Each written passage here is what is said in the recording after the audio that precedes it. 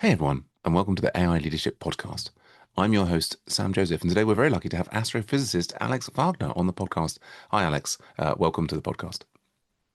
Hi, Sam. Thank you for having me.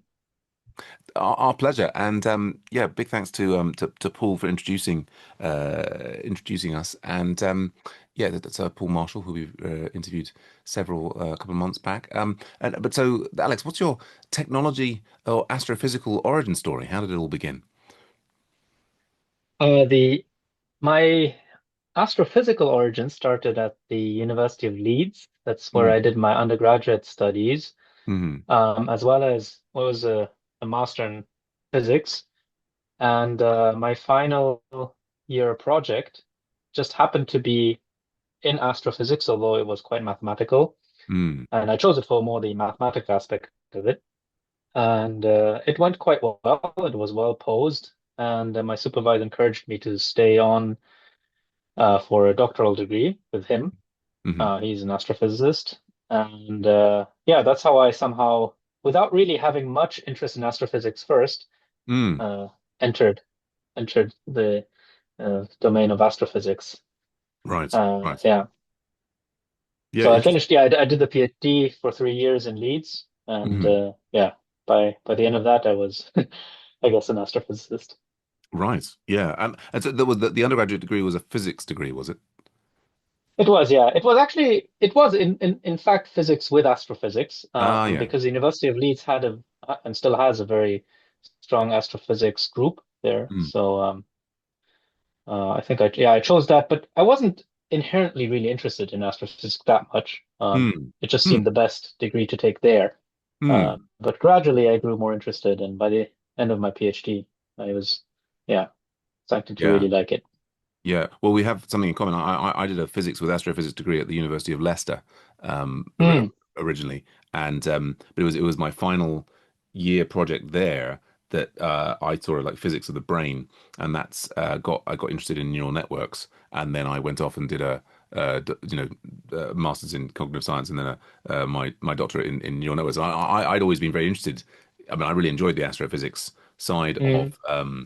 of my degree, but yeah, did not end up pursuing that at the doctoral level. But Hmm. then so since then, having graduated with a PhD in astrophysics, actually been working in astrophysics research since then. How has it panned out? Yeah, since then I've been, yeah, I've had a few. So during my PhD also, I had a chance to visit a group at Harvard, uh, and yeah, that sort of broadened my contacts a bit. And after that, sort of, it was like, okay, what should I do? Well, maybe just continue in astrophysics, look for a postdoc, and I Mm-hmm. found one in Australia. Mm. Um, And yeah, so I ended up doing a postdoc in Australia, but on a very different topic. So my PhD topic was supernova remnants, which Right. is something quite a very minor topic within astrophysics. Not that Mm. many people work on it, although it's very, very interesting. Mm. Um, and the reason I got the postdoc position in Australia was because I had computational fluid dynamics skills from my Mm. theoretical research on supernova remnants. And then I did something totally different there. I did sort of black holes and galaxies and how they affect each other. And yeah, the common denominator there was all the gas dynamics that happens with black holes launching jets and galaxies sort of forming stars and so on. And that's a much more prominent topic in astrophysics. Mm-hmm. And that's also where I transitioned from sort of fairly simple shock modeling to more complicated sort of 3D, very messy hydrodynamic simulations on supercomputers. I guess Mm. that's also when I got more interested in sort of technology and hardware, of running supercomputers programs on those Uh-huh. HPC machines. Great stuff. Yes, yes. And I mean, maybe the listeners are already familiar with many of these things. Of course, we've got more of a sort of AI infused audience, quite a technical audience, I would say. But yeah, I mean, supernovas, of course, Mm. being these. I guess it's like if I'm trying to remember my astrophysics, it's when a star of a sufficient size kind of effectively runs out of fuel, and it gets to this point, it gets, I think, when it starts creating iron, is it that it ends up, maybe I'm mixing it all up, but yeah, it gets to a point where it starts creating materials that can no longer generate energy. And Yes. it's then over a certain size, a supernova will be a particularly big explosion of a dying star. Is that right? Yes, that's correct. Yeah, yeah. And yeah, effectively you start a fusion process all the way to peak of the binding energy curve. And then Right, yeah, so you can generate all the we call them metals in astrophysics, anything that's heavier than oxygen, including oxygen, we call metals. right, Um, and yeah, so all these higher elements are generated. So we often get taught that the spoon you eat your soup with used to be in a dying massive star and right. created that iron is created in a supernova, Yes. and that's probably true. Yeah. And yeah, and so I didn't really study, or I wasn't researching the explosion mechanism itself. That is very, Mm, very complicated. But mm, more what happens afterwards. So mm, after mm. the explosion happens and how the shock waves hit the interstellar medium, and that makes the interstellar medium glow. And then we can learn a lot about the interstellar medium from that from those remnants of the supernovae. Yeah. Yeah, yeah. I think I touched on that very, very briefly in my degree. I think it's. I mean, as I say, there's black holes and galaxies, and I guess the modern thing is of knowing that there are. I think it's generally accepted, isn't it, now that there are very large black holes at the center of galaxies. That's And right. yeah. Yeah, it is believed that every galaxy has a supermassive black hole at the center, at least of every galaxy of a certain size. Mm, And not only that, but that the galaxy at the center, the supermassive black hole at the centers of galaxies, somehow influence the evolution of the galaxy itself, mm. because the mass of the galaxy seems to be correlated very strongly with properties of the galaxy. And Right, that's kind of hard to explain purely gravitationally. There's got to be some what we call feedback, right. like these jets from black holes or all the radiation that comes from around the black holes that kind of affect the gas in galaxies Hmm. and how many stars it can form and how much gas it has and so on. So it's quite very interesting. That very, very small, but of course fairly massive thing in the middle affects the entire galaxy that Right. it's contained in. Yeah. Yeah, and the popular notion of a black hole is something, of course, that's like consuming and devouring everything around it. Hmm. But it seems like, galaxies are stable as far as we can tell, for some quite long period of time. So there's some sort Oh of yes, yeah. equilibrium that's formed between the supermassive black hole and the rest of the galaxy, would you say? Yeah, yeah, kind of. I mean, yeah, a black hole doesn't just like suck in everything, the whole galaxy, otherwise No. galaxies wouldn't exist, I guess. Yeah. But it's all gravity, isn't it? I mean, the black hole has gravity. The galaxy itself, all the stars, Hmm. that a galaxy has is gravity. Hmm. And the gas and the stars in the galaxy are rotating. And the moment something rotates, it has angular momentum. And that's Hmm. a very strictly conserved physical quantity. Right. So unless you are able to shed that angular momentum, the stars and the gas, through sort of, collisions or interactions with other gas or Mm-hmm. stars, and slowly migrate inwards, very, very close to the black hole, and then finally get sucked in. But Mm. that's a very slow, long-term process. Right. Right. And for all the stars in the galaxies, that takes longer than the lifetime of the universe. Yeah. Fascinating stuff. But I think it's a very very interesting topic. My twin boys recently did their astronomy GCSEs, and I sort of Mm. helped tutor them through that. And so we were looking at in a very obviously very different from the advanced level that you're looking at it at. But so after the postdoc in Australia, you then went and you find yourself. What route took you to your position now in Japan? Well, so already back in Leeds, I had a girlfriend who I met in Leeds, and she was Japanese, and she moved back to Japan, and I Mm, kind of wanted to be with her. So I mm, looked for positions in Japan, but couldn't really find one. So I went to Australia first, right. and then after I finished my postdoc in Australia, it was about 3 years. Um, I did find another postdoc in Japan. Hmm. I kind of put myself into the very research center I'm working in now. Right. I visited it, gave a talk, and just bluntly asked, "Is there a position here or a desk or something?" And they said, "Well, not really, but if you can get some funding, we can give you a Mm. desk." And so I found some short-term funding, and that Right. lasted long enough until a position actually opened up there, a postdoc. And yeah, I promptly took that, and then that's how I smuggled my way into Japan. Fantastic. And what's the Yeah. name of the organization that you were So at? I'm at the University of Tsukuba, and Right. that's Tsukuba is a kind of a science city about an hour Mm, north of Tokyo, and it's an express train that takes people from Tokyo there and back. And there's in that university there's a Center for Computational Sciences, and it's a mm, center that brings together uh, scientists, computational scientists from various departments in the university.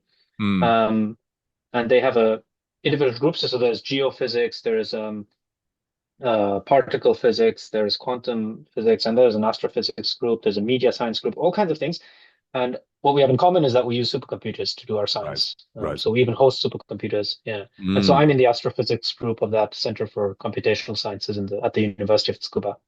Brilliant. Yeah, no, I did once. I think I went to a couple of conferences at the University of Cuba when I was living in Japan Ah, myself back yes, in the yes. day. Yeah, yeah. I was working at Toshiba and then Todai. Yeah, yeah.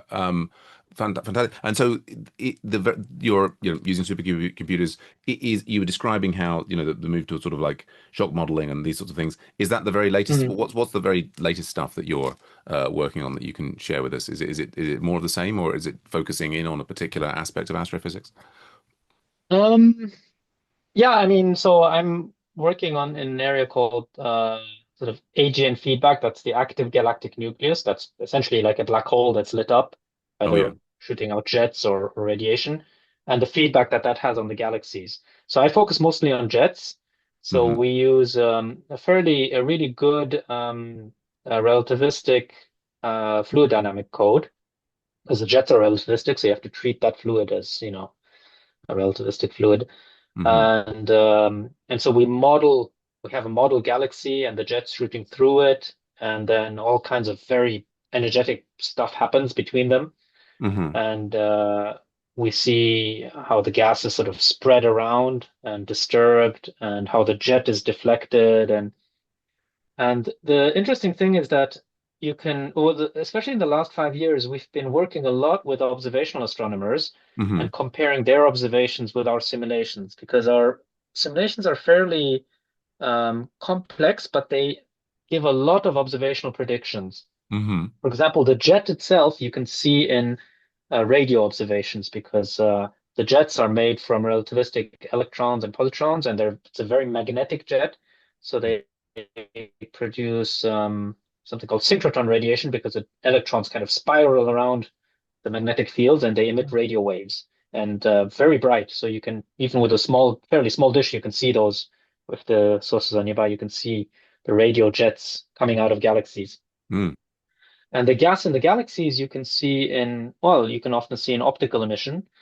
So just with optical telescopes, Right. and you can see all kinds of like elements shining in their emission light, like oxygen, nitrogen, neon, and so on. Hmm. There's a wealth of data, but also there's in the sub-millimeter wavelengths, there's an ALMA telescope that's also kind of radio telescope, but you can see very dense gas. That's the ALMA telescope is a really famous sort of array of radio telescopes in Chile, in the northern part of Chile. That's made a lot of headlines. And so we can probe this kind of dense gas that is being sort of disturbed and moved, and then we can probe the more fast ionized gas in oxygen and so on. And we can probe the radio jet in synchrotron emission radio data. And now with the space telescopes and also ALMA, so that combination of ALMA and the JWST space telescope, the really Hmm. new one that's peeking ever further back into the uh, universe, we can see these kind of galaxies, um, some of the very first galaxies that formed. And those were much denser and even more violent than the ones we see nearby. And so, yeah, there's really a wealth of data to compare our simulations with now. Mm. And so we've been busy doing that, I think. Yeah, fascinating stuff. And then just, I mean, there are certain things, some terms that the audience might not be familiar with. When you say relativistic, that Might not, this is sorry, yeah. no, no, no. But this is the the gas, they're moving at speeds close to the speed of light, and Yes, then you have to take the theory of relativity into account. It's not just that's like right. Newtonian dynamics. That's It's right. very, very Yeah. complex mathematics Yeah. underpinning, what's happening to these things. Yes. Yeah, yeah, amazing. And then peering back into the beginnings of the beginnings of the universe. I mean, fascinating stuff. I mean, it is, a question I think we all ask ourselves about, where did the universe come from? Is it? I mean, the question that I keep on thinking about is it infinite or not? And the multiverse and all these sorts of things. But Yes. the maybe we'll leap into our usual second question, which is, how is AI affecting your life and work? You're using supercomputers, you're doing these massive simulations. Yeah, is Yeah. clearly there's been a huge revolution in AI in the last few years. Is it affecting what you do at work and at play at all? Yeah, it is kind of affecting me for research in general. So in various ways. Um, First of all, we tend to, well, in research, I guess there's a big drive to kind of use AI, even though we're not sure how to use it, Mm, or machine learning, maybe more in general. Because if you include machine learning, AI, neural networks, so buzzwords like this, you get mm, funding for research.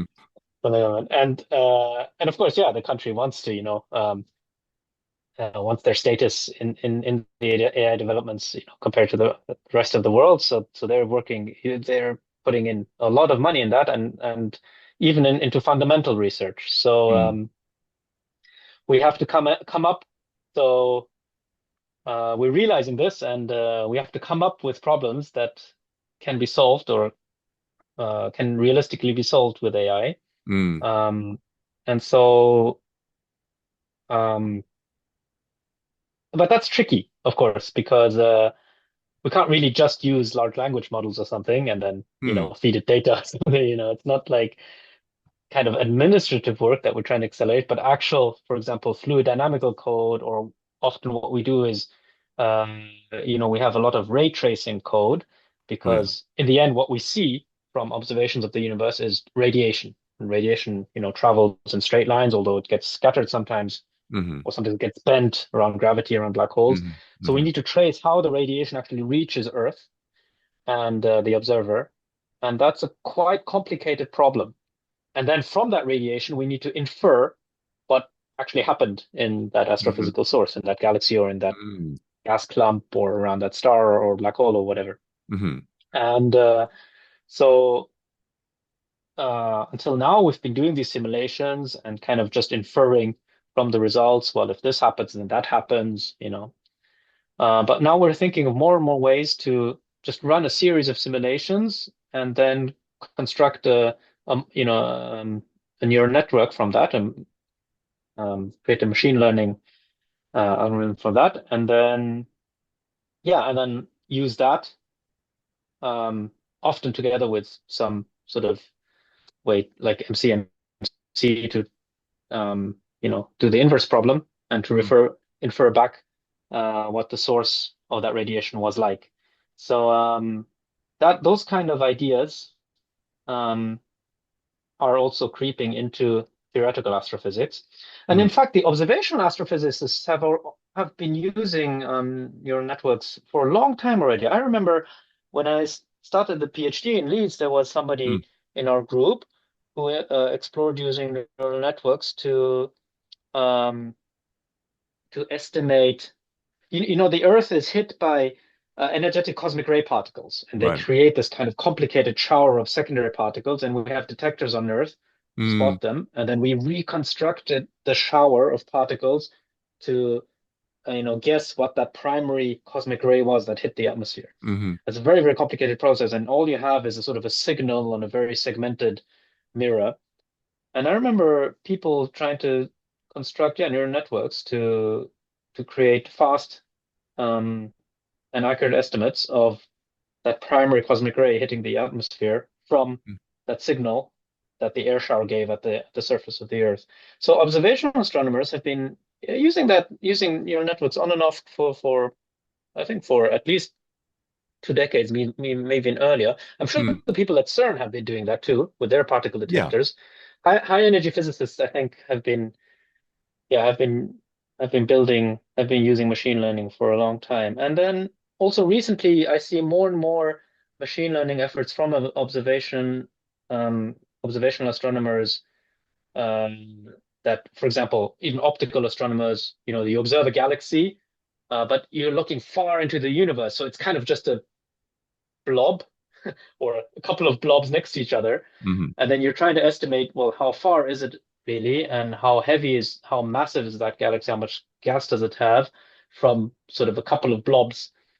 And there's a lot of modeling and so on going on there. And so they are also now resorting to AI to help them with just improved classification. Observational astronomy is, all about classification. Right. So I think they're getting a big sort of a boost from AI. In theoretical astrophysics, we struggle a bit more. So Mm. Mm. yeah, it's not immediately obvious how we can use it efficiently. The things we are focusing on are mostly, we have these complex, for example, fluid dynamics codes, and yeah, accelerating certain parts inside them that are bottlenecks. Oh yeah.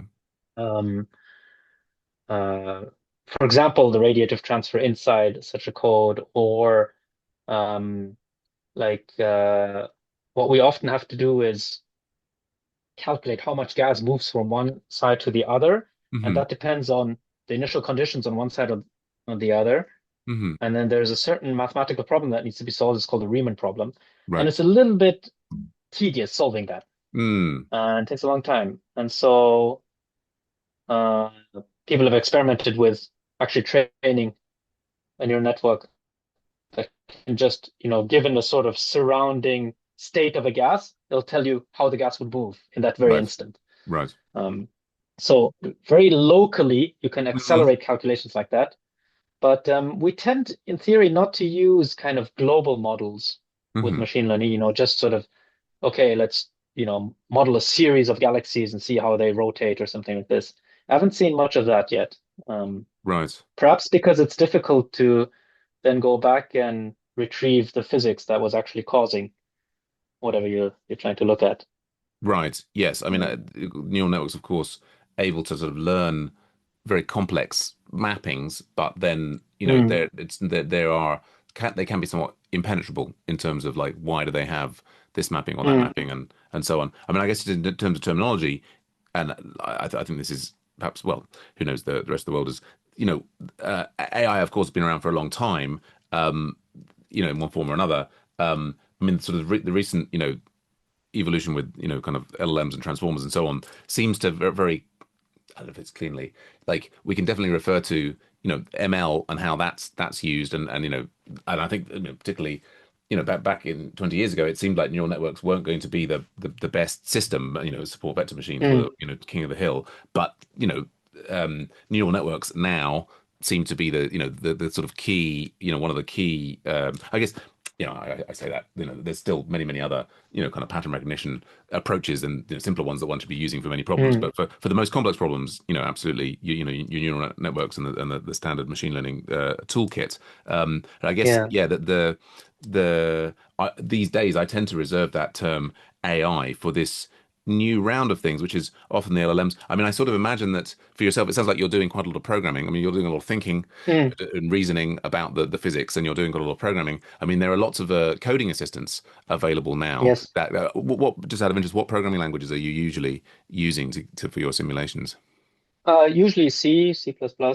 Used to be a lot of Fortran, but Right, right, uh, it's kind of transitioning to C++ morely. And then we do a lot of the data analysis. So our post-processing of the simulations is usually done with Python code. right, Um, so those three are, yeah, Fortran, C, and Python are the most common. right. Um, And to a large extent, you're still coding all of that by hand rather than having an LLM involved in the loop of the generation of that code. yeah, yes and no. I mean, it depends on people. I tend to like using sort of the newest IDEs and so on, and they often come bundled with a Yeah. fairly good. So, for example, I use almost the JetBrains IDEs for almost all Oh my yes. work, and they have They're very nice AI assistants there. Hmm. And I must admit, I use them for code snippets quite a lot. I mean, it's kind of like a very enhanced code snippet, tool. Right. And Right. I can give it like a prompt, and it gives me more or less especially in Python, I think it works really well. Mm. Mm. Because often I'm not so performance reliant on Python, Hmm. and it'll give me something, mundane things that like, where I have to open a certain file of a certain format and then Right. do something, and it's not so performance dependent. Um, it's more administrative stuff, and then Yeah. the LLM will spit that out almost perfectly, and it works more or less, just a few adjustments, Right. and then perhaps the more core analysis I write myself using NumPy and stuff, Mm. and then yeah, I just get really good suggestions and kind of yeah, almost working code for analysis for kind of things that are not performance reliant. I haven't really used it much for the base computational fluid dynamic codes that I use. No. Partly because, it's just a small change just messes up everything. It's very, Mm. very sensitive to, Mm. and performance is also very key. Mm. Uh, so yeah, um, so if I might if I start maybe including a new kind of a new algorithm, one maybe that I'm not too familiar with, I might Mm. ask an LLM to generate me a sort of a template first, something. Mm. Uh, I could see myself doing that.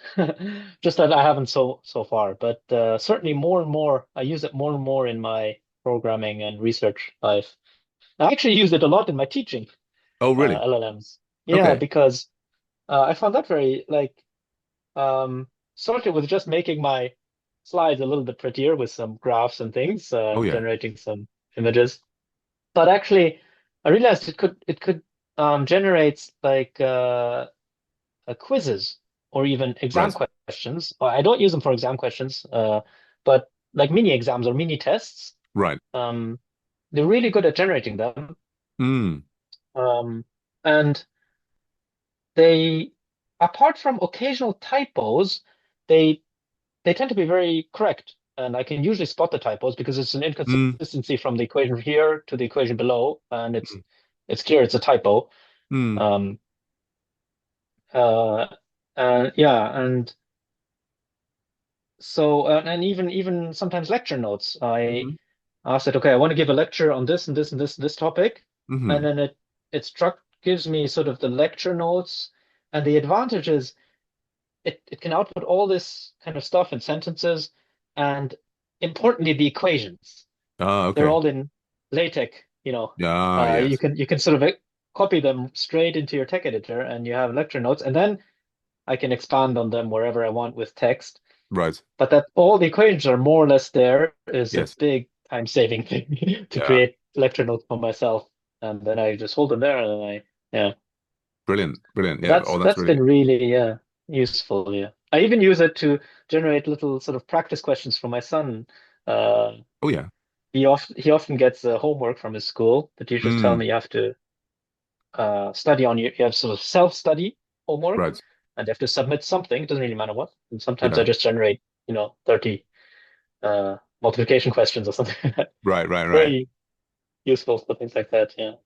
Yeah, yeah. Oh, very handy. Well, thanks so much for sharing as well. Little stuff. In the outside world, it's I think the accessibility of these LLMs now and their utility. I mean, I think we'll use them with caution. Like you say, little typos and things. They do need checking. But so I guess you're not.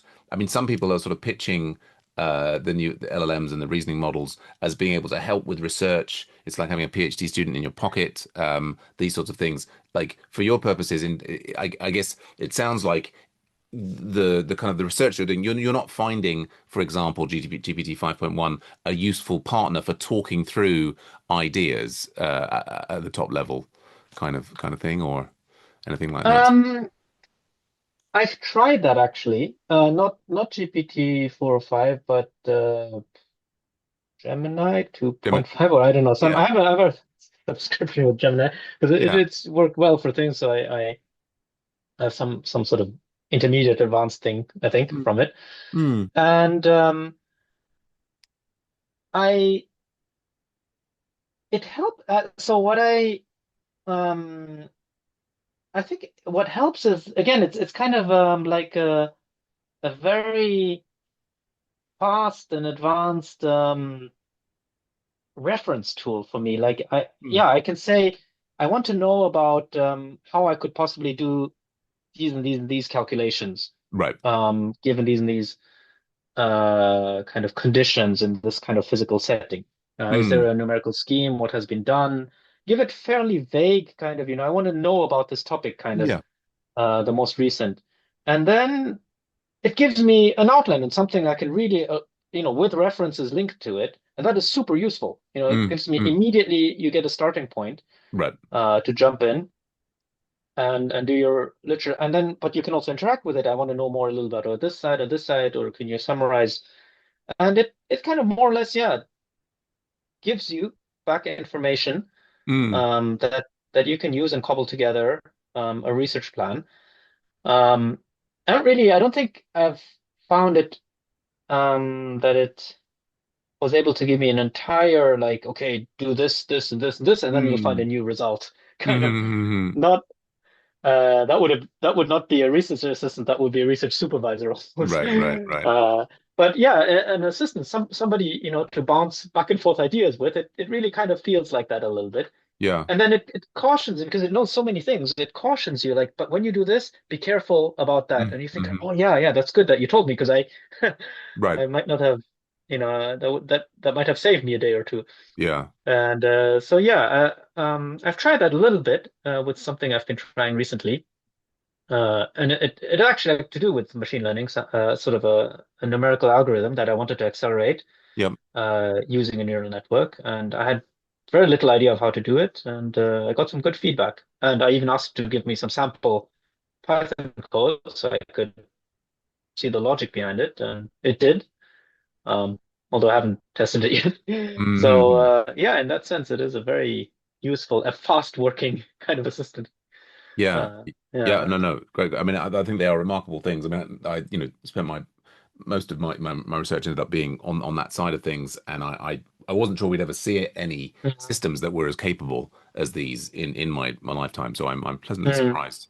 Although they do still have flaws. Mhm. But we'll maybe come back to that. I'll just jump through some other fun questions that we have. I mean, I'm not sure if Mhm. you're leading a research team, but you're driving your research. Do you have an approach to leadership? I mean, Mhm. you're leading students through learning about these things. How do you feel about how is leadership done well? Was leadership? Oh, yeah. So I don't have that much leadership experience apart from yeah supervising students. I guess Mm, I've supervised quite a few. Um,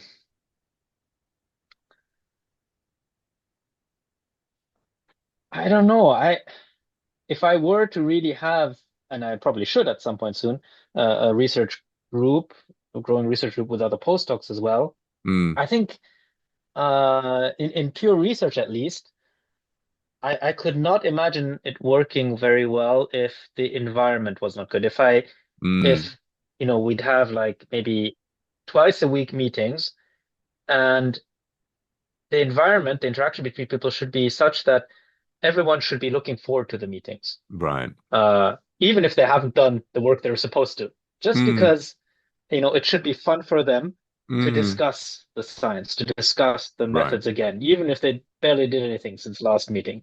Mm, And that level of kind of that if I could as a leader bring that kind of I guess enthusiasm and camaraderie kind of mm, the mm, getting together part is interesting and then working on your own again that kind of that would probably be the first if that doesn't work I think nothing would work mm, mm, you I think immediately lose efficiency by a huge margin and well the other thing I think I would emphasizes, yeah, I think in a group, if you want to be good, the efficiency and efficiency is. it's tricky because people are very, very different. Some people work quick and dirty. Some people are very, very slow, but very, very, meticulous. Mm, So I'm, and I did this with my students, but I'm quite particular about kind of a digital platform that we should be using together. hmm. And it should be more than just Slack or something like that. It should be, Right. ideally somewhere that is something that's more structured. Uh, and as a programmer, people are familiar with like these platforms like Jira or these Mm, systems, these sure. uh, uh, like Kanban systems and things like Yeah, this. sure. That is overkill a little bit in research, but it's got to be somehow structured in a Mm, way where you can share information online on a common platform, keep each other updated, and yeah, and work with the newest tools is kind of it sounds a little bit cliche, but for me that's quite important because I saw a lot of people still sort of hacking away in a very, very old-fashioned way and try to construct code, and they mm, will manage to do so, but I think you can do it much, much faster if you can just use all the modern tools that are available to you and also use them together. So, mm, mm, for example, I'd encourage pair programming. I'd encourage looking at each other's codes mm, occasionally, and um, yeah, and even if you work remotely, make sure you know how to use version control repositories, mm, and in a fairly advanced way. And that way you can produce, because in our research is all about producing good code, reusable code, fast code, hmm. having a system where you can test your code regularly because bugs are the biggest time killers. Mm. And yeah, it's all about minimizing man hours and maximizing sort of research output, I guess. And I put quite a lot of value in kind of modern workflows. Yeah, yeah, absolutely. I think it's yeah, they're a key, and many I think businesses also feeling the same way. It's the devil is often in the details, but yeah, it's definitely the way to go. Yes, yeah. Um, Yeah, the businesses tend to do this, but in research, not so much in academia. This is the thing. yes, yes, Yeah, having jumped back and forth we're a for bit between old-fashioned. worlds, yeah, yes, it's a slightly different world. Yeah. Though at least I think the big difference between when I was doing my PhD and now is that there's just I mean I remember when I was doing my first sort of effectively postdoc as a Toshiba researcher, I was having to like write off to like libraries to send me photocopies of papers, and just the accessibility of the data now and the accessibility of the tools that you can get like Oh download my and God, yeah. quickly and get on your machine is it's a world away. But on that note, moving on to our next question is, what's your most do you have a tech hack, something that you've picked up recently on the tech side, and you're like, oh, I'm using this and it's really helping me? Anything that you can share with our listeners? You mentioned all these different sort of things, a new versioning system, or it could be as simple as like a little element of Git that you're now using that you weren't using before. What are you most excited about that you've just hacked up Um, recently? um, on that again, um, not really on the use for research so much, but at uni we have so much administrative stuff to do, Mm. and so uh, I think my most significant little tech hack is GitHub Actions, I Oh think. yeah. So just being able to because I don't maintain a server at work or anything Mm. that is on 24. But with GitHub Actions, it's surprising it works so well, I found, and I can do almost anything with it and automate it, and it's all somewhere in the cloud. So when I generate a set of actions that can generate kind of summaries that we use in group meetings, Mm. um, and then even and send out regular emails, even small tasks like all these regular weekly or monthly emails, have them set up on GitHub Actions Oh really? because just one less thing to think about. Ah, And as long as you can get your head around, the cron the, the cron tab syntax, right. the rest is really it works very smoothly. And yeah, I'm glad I checked that out. And once I started using it, I just yeah couldn't stop using it for anything that I didn't want to do a second time. Oh wow. Oh brilliant. Well, that's a great thanks for sharing that. That's yeah, I mean I've the previous place that I was at didn't have we didn't actually have GitHub, which is I'm finally back in somewhere that has GitHub and has the actions. I'm gonna get back into them.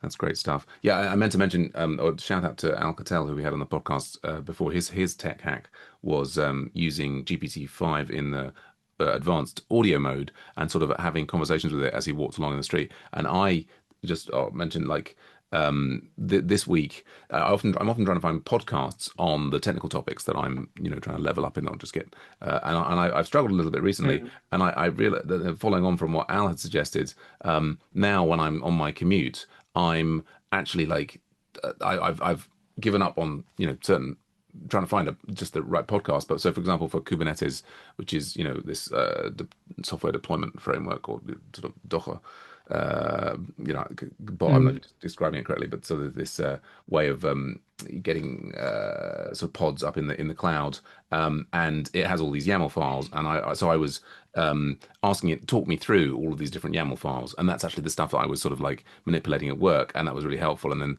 there's like the sorbet type checking system for Ruby, which is I'm relatively new to, and I was finding actually rather than desperately seeking a podcast that would tangentially cover that area, that I could have a mm, conversation just walking along, and yeah, like I say, you were mentioning before, as a sort of a research assistant, it's quite good, and be able to do mm. it hands free when I'm walking to the station was really really handy. So big shout out to Al Cattell for That first is suggesting it. okay.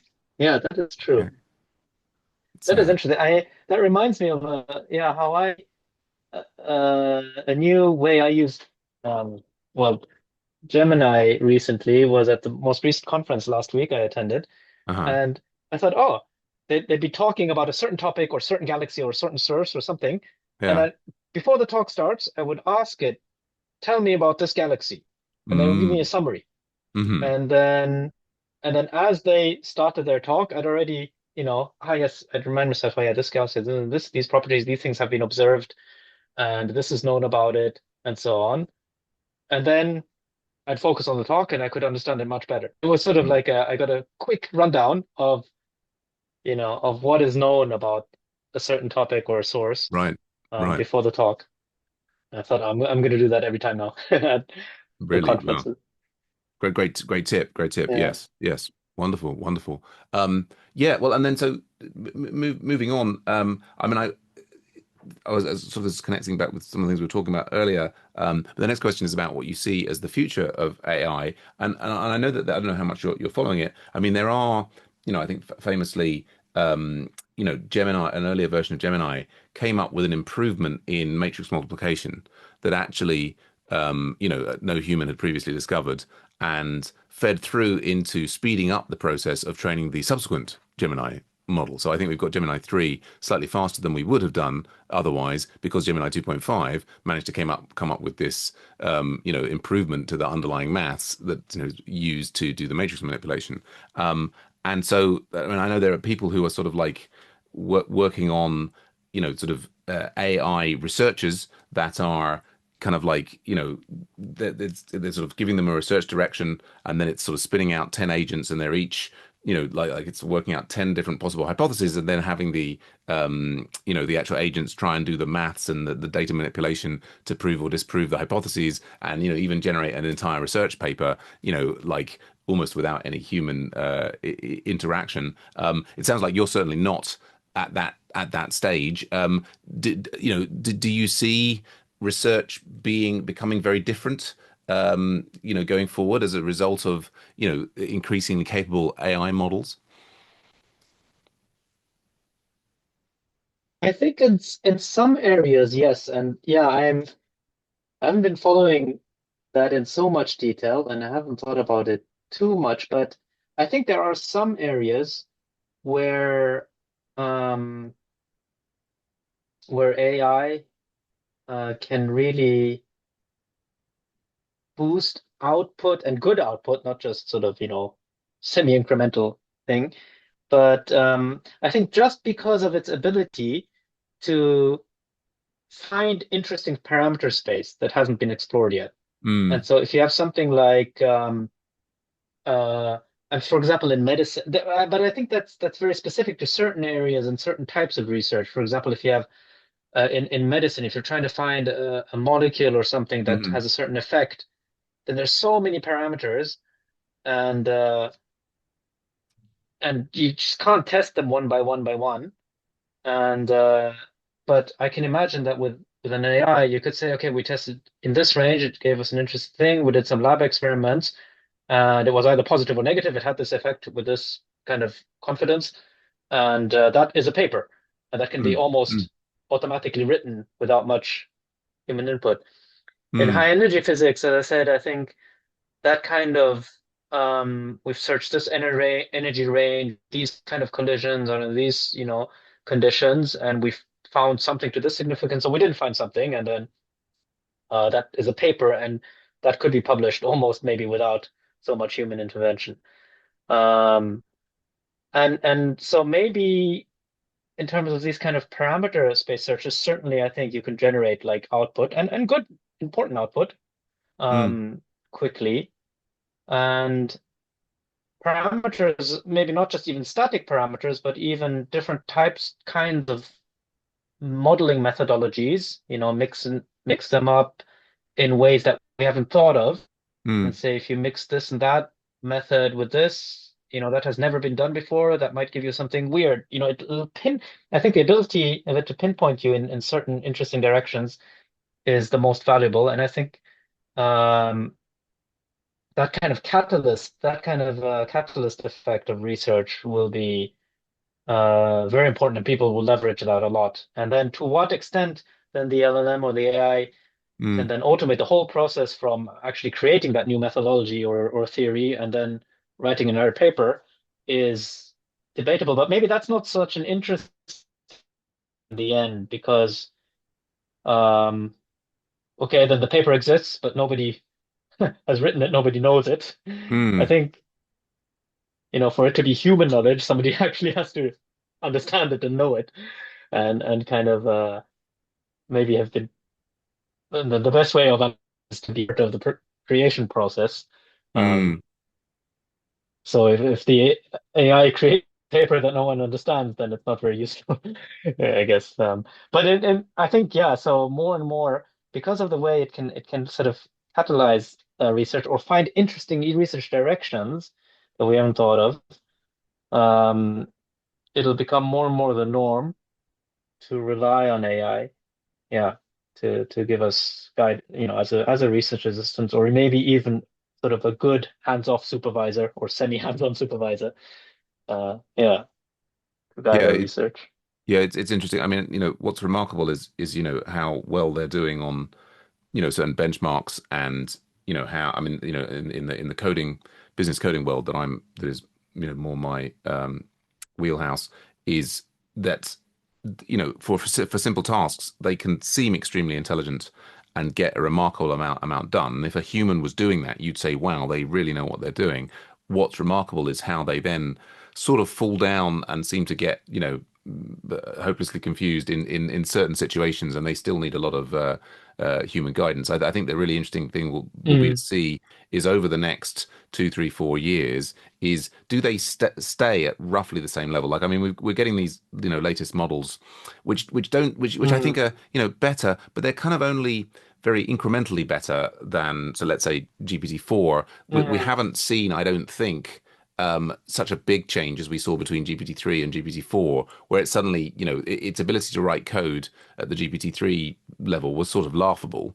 And then suddenly now it's actually, the fundamental syntax of the code is basically correct. And you can use it, to really get some time-saving things. I guess the interesting thing will be to see is, will there be another breakthrough or some other big sea change in the next 2 or 3 years where their effective level of intelligence sort of steps up? Like what it often feels is that they lack at yes. the moment moment that they've got this enormous breadth of understanding of certain areas, and if you focus them very, Yeah. very tightly on a specific task, they can do very well. But when left to kind of, they lack a kind of organizing consciousness, for want of a better word. But yeah, so I guess you're not particularly worried Yeah. about AIs taking your job or eliminating the human race anytime in the near future. Not really, yeah. And part of it is maybe, yeah, that well, it's hard to gauge how really, yeah, how much more it can improve because yeah, it's hard to imagine, I guess. Uh I I'm not particularly worried about it because in the end I think yeah, if it improves so much, it'll just sort of produce stuff into the void, and it won't affect us that much somehow because Right. yeah, if humans can't understand it or use it, then it just sort of exists in a void a little bit. Um, so I mean, I guess I'm more worried about how humans use it here and now, Right. how it affects people here and now. Mm. Um, does it make people lazy? Does it make people more curious? Does it burst ideological bubbles, or does it actually inflate them? Mm. Mm. How does the human psychology society change with this is, I think, a much more pertinent question. Whether it'll take over or something like that doesn't is a bit of a sort of it might be, I don't know, might be a Mhm. danger. I feel like there are other dangers much closer Right. by, much more immediate that I prefer to like yeah read debates on or hear Yeah. debates on. And then there's so many, I think, moral things as well, because it's a very powerful technology, Mm. and so does everybody have equal access to that technology? To some extent, yes, because of ChatGPT, Gemini are available, but then um, a lot of self-developed systems can only be trained if you have enough resources, money to have clusters, energy, access to them, the intellectual, knowledge base in the country to even create these models. And so does AI actually increase in quality or decrease it? Um, and in the end, yeah, you always have to, I guess, weigh uh, the efficiency. How much energy do you use in terms of manpower just to create one model, and in terms of electricity and cluster energy just to create one model, and does it actually improve your life later on for Mm. certain tasks? And I think for some things the answer will definitely be yes, but for some things maybe not. That'll depend on how well AI improves, I guess.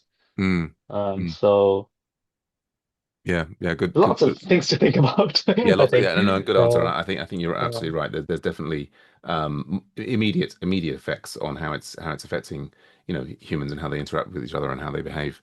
That are perhaps the bigger concerns. Yeah, and well, that yeah. brings us to our final question, which is, of course, what does it all mean? This life, the universe, and everything. This is the first time we've had somebody who's really probably qualified to talk about what's going on with the universe on a large scale. But yeah, I mean, this is. Do you have a sense of meaning, whether for you personally or for the universe as a whole? What's it all about, eh? Life, you mean?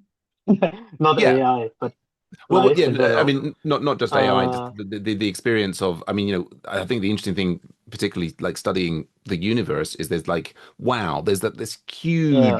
huge, almost unfathomable Mm, distances out there. We kind of only know for certain that we have our existence. It could be a dream, it could be a simulation. All of these things. You spend a lot of your yeah. time thinking about the universe on a very large scale. Do you Mm, sense some meaning in the broader universe or in the trajectory of your life, or it's sort of a question of partly what gets you up in the morning, or but you might have a religious background that says, oh well, this is all for XYZ. But yeah, whatever comes to mind, really. yeah, no, I the universe for me, yeah, it's actually because I'm a scientist, for me it's difficult to I actually don't think of the universe in a very philosophical way because I have to study it in a very scientific way Mm, most of the time.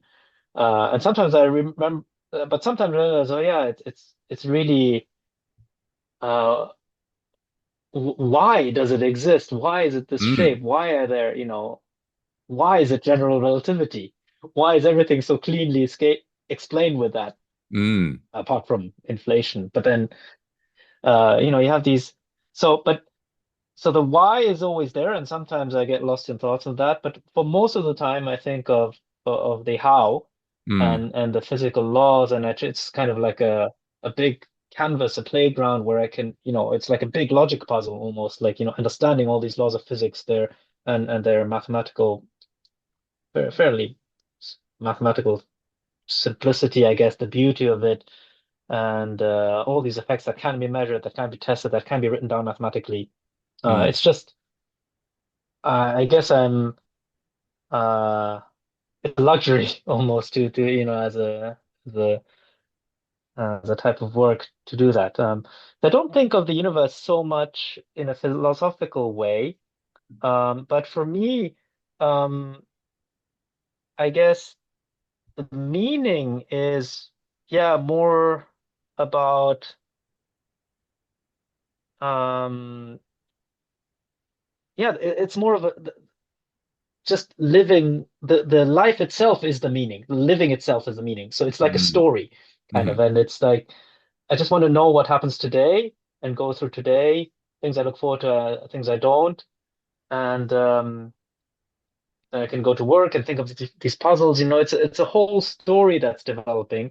A bit like my son has been playing Pokemon on his mm, Switch mm, for almost a year now, mm, and it's just you start somewhere, and it's a story. You start small, you pick up your first Pokemons, and there's a whole story that the programmers have put in there in that world, a whole world for you to discover. But it guides you through that story. You meet this person, they say you have to do this, you have to collect that Pokemon to defeat that group and earn your ranks there and collect these items to do this. Most games are like that. They develop, develop, develop, and you play a couple of months, and then you reach the final stage or a boss or whatever, and then the story ends, but that world now is still there for you to explore, mm, but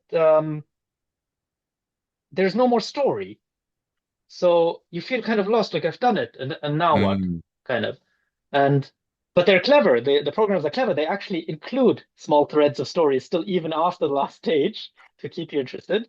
Because in the end, I think you need this kind of story that unfolds to keep you going through life. If it's just and you make your story as you live through it. So the story itself, the living through it is the meaning itself, I find. And because without it, it's just like an open world, then what should I do? Kind of, mm, and if there's no story, if there are no tasks, if there are no um, problems, if uh, if we knew the meaning of it, if it's all solved, is like then I think we'd be totally lost. mm. Oh, great answer. Uh, Fantastic. Oh, Alex, it's been a wonderful conversation. Just as we wrap up, if people want to find out more about your work, get in touch, what's the best way for them to do that? best way would be by email first, I guess, and I'm always happy to, yeah, chat via uh, video anytime. So yeah. Cool. Great stuff. Well, we'll get that into the show notes. And well, thanks everyone. That wraps up this episode of AI Leadership. If you'd like to be on the podcast or join the Rebel AI community that it all started from, please don't hesitate to reach out to me, Sam Joseph. That's Sam at neurogrid.com. Please do follow us on Spotify. I think that makes all the difference to the algorithms. And of course, you can add questions and comments there, or just DM me on LinkedIn, and we'll be in your ears again real soon. Finally, big thanks to our guest today, Alex Wagner. Oh, thank you very much. It's been a real pleasure.